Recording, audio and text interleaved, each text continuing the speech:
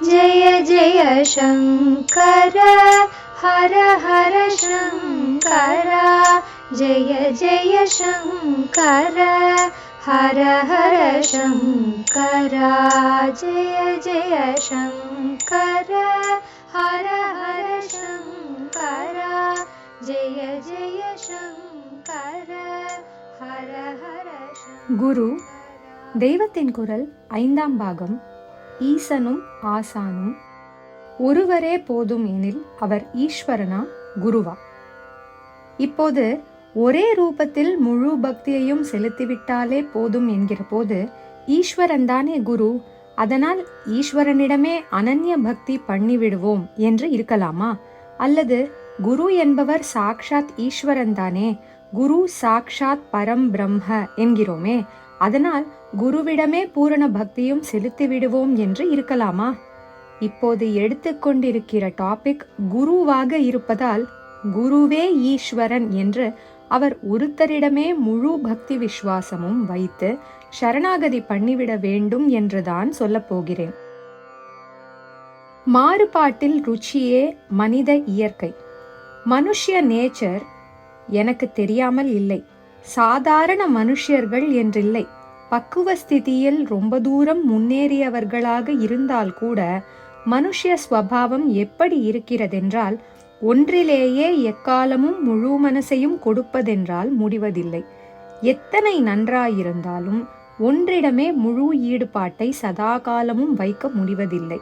இன்றைக்கு சமையல் சாம்பார், ரசம், கறி நன்றாகத்தான் இருக்கிறது, அதிருப்திக்கு கொஞ்சம் கூட இடம் இல்லை.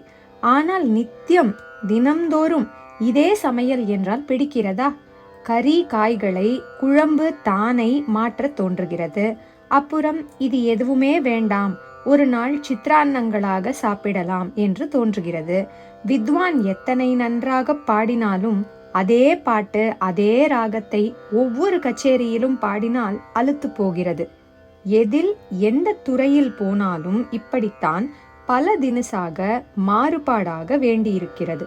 அவ்வப்போது ஒவ்வொன்றிடமும் முழு ஈடுபாடு இருந்தாலும் இன்றைக்கு தயிர் வடை என்றால் சப்பு கொட்டிக்கொண்டு 5, 6 என்று உள்ளே தள்ளினாலும் நாளைக்கு நாளன்றைக்கு 4ஆம் நாள் 5ஆம் நாளும் அதுவேதான் என்றால் இன்றைக்கு சப்பு கொட்டினவர்களே அன்றைக்கு முகத்தை சுளிக்கிற மாதிரி திரும்ப திரும்ப அது ஒன்றேதான் என்று வரும்போது அதிலே ருச்சி ஈடுபாடு குறைந்து விடுகிறது.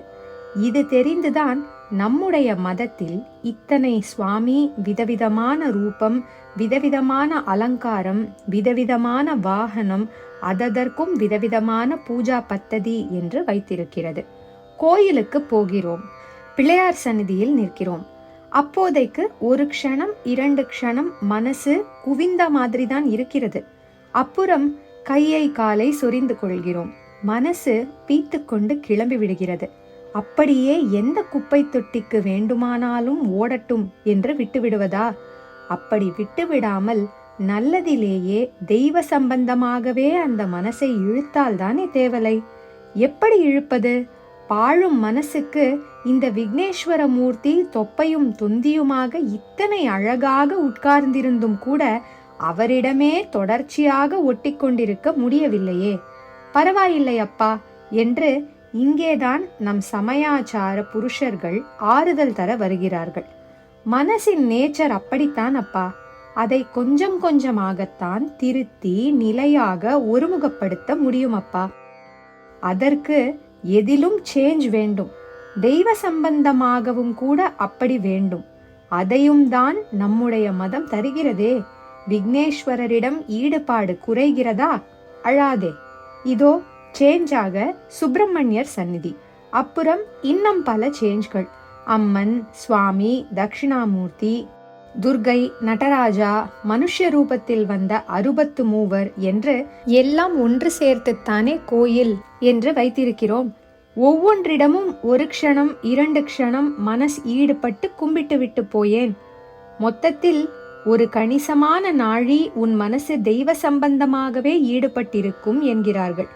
நம்முடைய மதத்தின் சிறப்புகளில் எல்லாம் பெரிய சிறப்பாக ஒன்று தோன்றுகிறது. ஜீவாத்மாவும் பரமாத்மாவும் ஒன்றேதான் என்று காட்டுகிற ஒரே மதம் இந்து மதம்தான் என்று பல பேர், அறிவாளிகள், அந்நிய தேசத்தவர்கள் கூட ரொம்பவும் சிறப்பித்து சொல்கிறார்கள். எந்த மதத்திலும் இல்லாத அத்வைத ரத்னம் இருக்கிற இந்த மதத்தில் எந்த மதத்திலும் இல்லாத அளவுக்கு இத்தனை துவைத்தமான ஆச்சார அனுஷ்டானங்களும் சாமி பட்டாளமும் இருக்கிறதே, இவை ஒன்றுக்கொன்று ஒரே முரண்பாடாக இருக்கிறதே என்று அவர்களில் ரொம்ப பேர் வருத்தப்படுகிறார்கள். ஆனால் எனக்கோ என்ன தோன்றுகிறதென்றால், அத்வைத்தம் நம்முடைய பெரிய சிறப்புத்தான் என்றாலும் அதைவிடவும் சிறப்பாக எது தோன்றுகிறது என்றால், இப்படி ஒன்றே ஆன அத்வைத்தத்தை சொன்ன மதத்திலேயே வித்தியாசமாக இத்தனை வர்ணாசிரம வியவஸ்தைகளும் இத்தனை பட்டாளமாக தெய்வங்களும் வைத்திருப்பதுதான். அத்வைத்தம் ஏக பரமாத்மா என்பது ஐடியல். இத்தனை சுவாமி பட்டாளம், இத்தனை விதமான ஆச்சார வியவஸ்தைகள் என்பது பிராக்டிக்கல்.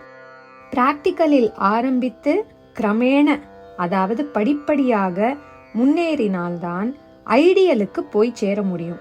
இப்போதே ஐடியல் என்று எத்தனம் பண்ணினால் ஒன்று தோல்வியாக ஆகும், அல்லது அதைவிட தப்பாக, ஹிப்போக்ரசியாக, போலி வேஷமாகத்தான் ஆகும்.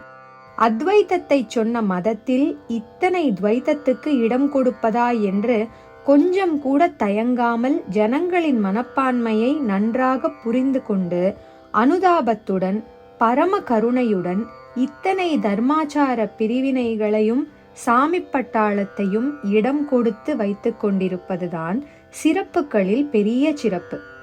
அதனால்தான் அத்வைத ஆச்சாரியாளான நம்முடைய பகவத் பாதாளே வர்ணாசிரம வியவஸ்தைகளை எல்லாம் மறுபடி நன்றாக ஒழுங்குபடுத்தி நிலைநாட்டினார். பஞ்சாயதனம் என்று 5 தெய்வங்களை வைத்து பூஜை பண்ணும்படியாக ஏற்பாடு செய்தார். குறிப்பு: சிவன், சக்தி, திருமால், விநாயகர், சூரியன் ஆகிய 5 தெய்வங்கள். அடுத்து சொல்லப்படும் ஷண்மதங்களில் கௌமாரம் தவிர எஞ்சிய 5 வழிபாட்டு முறைகள் இவ்5 கடவுளர் குறித்தவையே. அதோடு சுப்பிரமணியரையும் பூஜை பண்ணு என்கிற மாதிரி சுப்பிரமணிய புஜங்கம் பாடி வைத்திருக்கிறார். ஷண்மத ஸ்தாபனம் என்று பண்ணும்போது அதில் சுப்பிரமணிய உபாசனையான கௌமாரம் என்பதையும் சேர்த்து கொண்டார். இன்னும் ராமன், கிருஷ்ணன், நரசிம்மமூர்த்தி, அம்பாள் என்று எடுத்துக்கொண்டால் அதிலேயே திரிபுர சுந்தரி, பவானி, பிரமராம்பா, சாரதாம்பா என்று பல ரூபபேதங்கள், கங்காதி புண்ணிய நதிகள் என்று ஒன்று பாக்கி இல்லாமல் அத்தனை சாமி பட்டாளத்தின் மேலேயும் ஸ்தோத்திரங்களை பாடி வைத்திருக்கிறார். ஜெய ஜெய சங்கர, ஜெய ஜெய சங்கர, ஹர ஹர சங்கர, ஜெய ஜெய சங்கர, ஹர ஹர சங்கர, ஜெய ஜெய சங்கர, ஹர